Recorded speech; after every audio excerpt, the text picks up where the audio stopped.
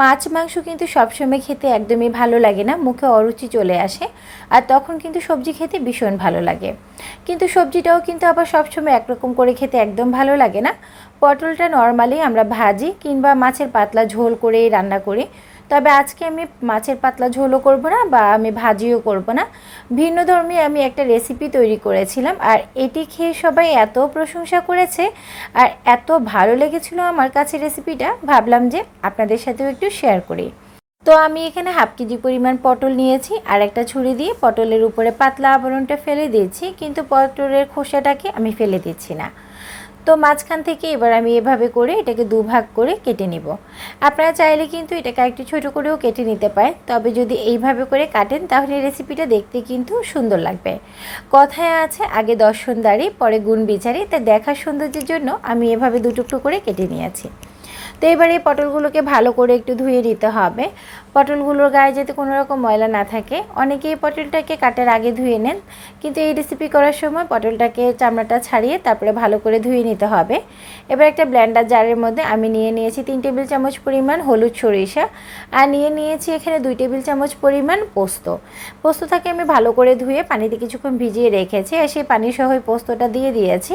আর সেই সাথে দিয়েছি বেশ কিছু কাঁচামরিচ আর দিয়ে দিয়েছি আর একটু সামান্য পরিমাণ পানি।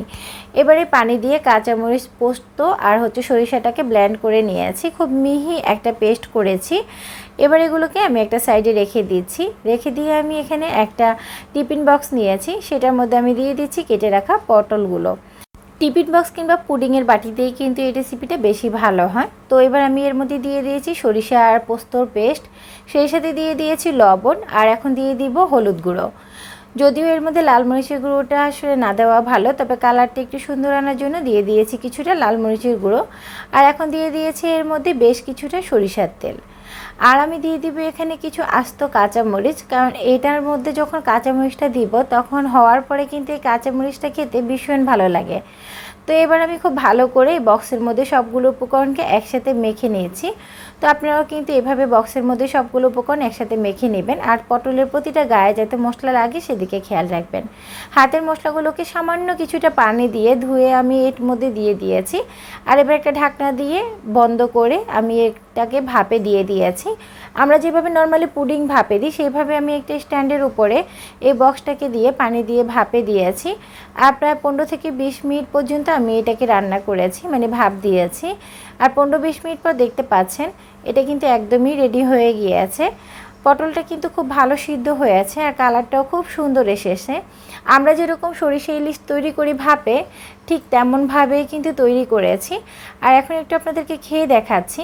বিশ্বাস করেন যারা সরিষা ইলিশ খেতে পছন্দ করেন তারা যখন এই সরিষা পটল বা ভাপা পটল খাবেন তারা কিন্তু একদম হুবহু না হলেও বেশিরভাগটাই আপনি সরিষা ইলিশের স্বাদ পাবেন।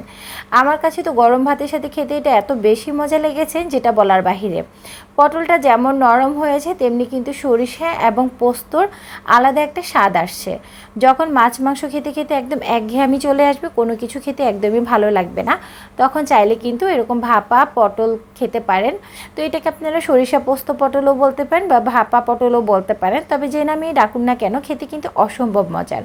তো আজকের মতো বিদায় নিচ্ছি, সবাই ভালো থাকবেন, সুস্থ থাকবেন। ভিডিওতে একটি কমেন্ট করে জানাবেন, লাইক দিবেন। আল্লাহ।